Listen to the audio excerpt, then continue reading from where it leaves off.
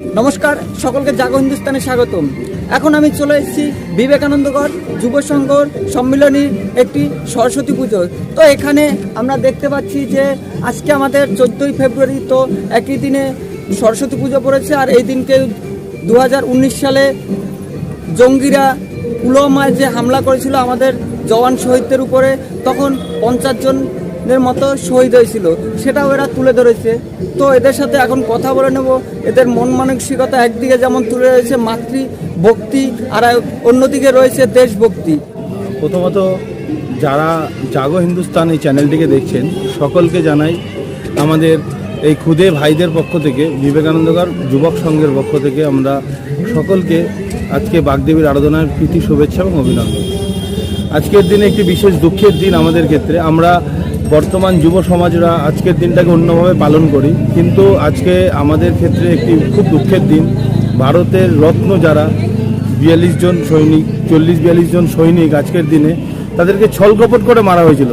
তাদের বলিদান মানে তাদের ছলকপট করে, সামনাসামনি মারেনি আমাদের পার্শ্ববর্তী দেশের জানি আতঙ্কবাদীরা। তো যারা এই দেশকে বাঁচানোর জন্য রক্ত দিয়েছে, প্রথমে তো তাদেরকে নমন করি।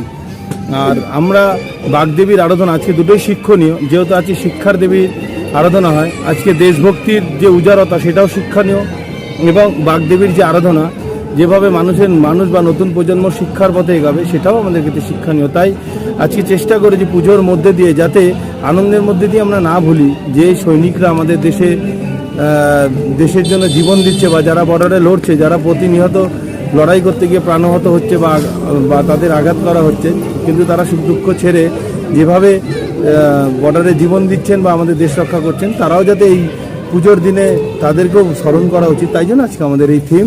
দেখুন, 14ই ফেব্রুয়ারি আজকে সরস্বতী পুজো, কিন্তু আমাদের ভারতবর্ষের ক্ষেত্রে এটা একটা ব্ল্যাক ডে হিসেবেই চিহ্নিত হয়ে থাকা উচিত সারা জীবন। কারণ এই দিনে আমাদের দেশ রক্ষা করতে গিয়ে আমাদের বহু শহীদ হয়েছিল।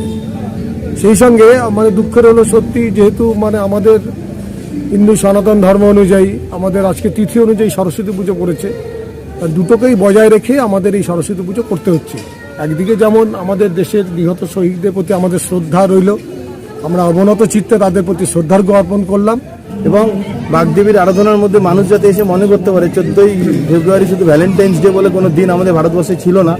আমরা জানি না এটা কোথা থেকে পেয়েছে, কোন সংস্কার থেকে এসেছে। আমাদের সনাতন এবং আদি হিন্দু ধর্মে কোনো দিনই ভ্যালেন্টাইন্স ডে বলে কোনো দিন ছিল না।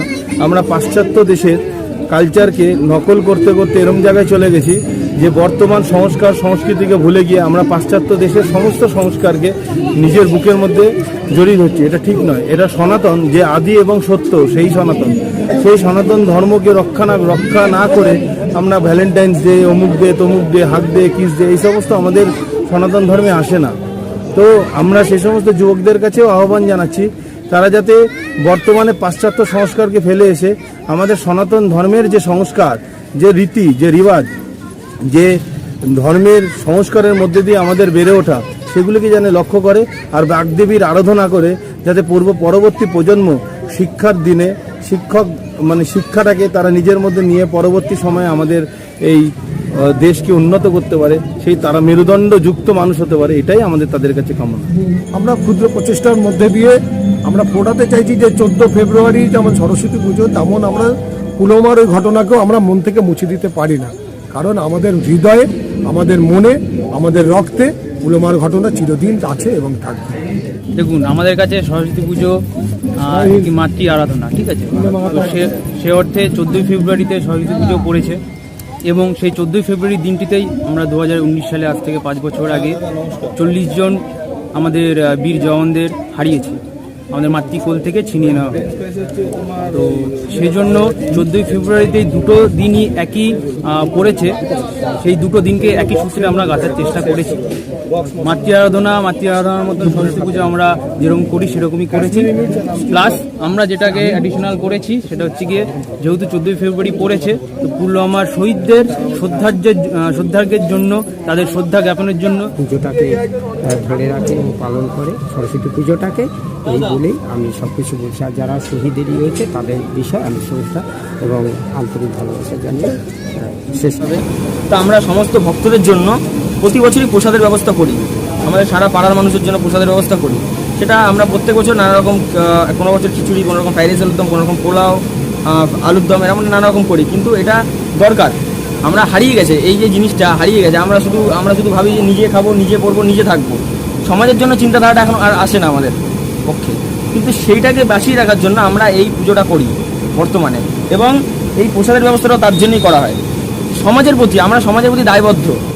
আমরা কামাচ্ছি, খাচ্ছি, ঘুমাচ্ছি শুধু নিজের জন্য, সমাজের জন্য কি চিন্তা ভাবনা করবো? এই জন্যই আজকের এই ভোগ এবং আজকের এই পুজো। আমরা শুধু সরস্বতী পুজো এর জন্যই করি। এবং আজকে 14ই ফেব্রুয়ারি খুবই দুঃখিত আমরা যে আজকে ব্ল্যাক ডে, পুলওয়ামায় অনেক আমাদের জওয়ানরা মারা গেছে, 40 জন জওয়ান মারা গেছে। এই বিষয়ে অনেকে অনেক কথা বলেছে, দাদারা বলেছে। তো এই পুজোর লক্ষ্য আমাদের পরবর্তীতে আরও বড় হবে, এবং পরবর্তীতে আমরা আশা রাখছি এই পুজো একদিন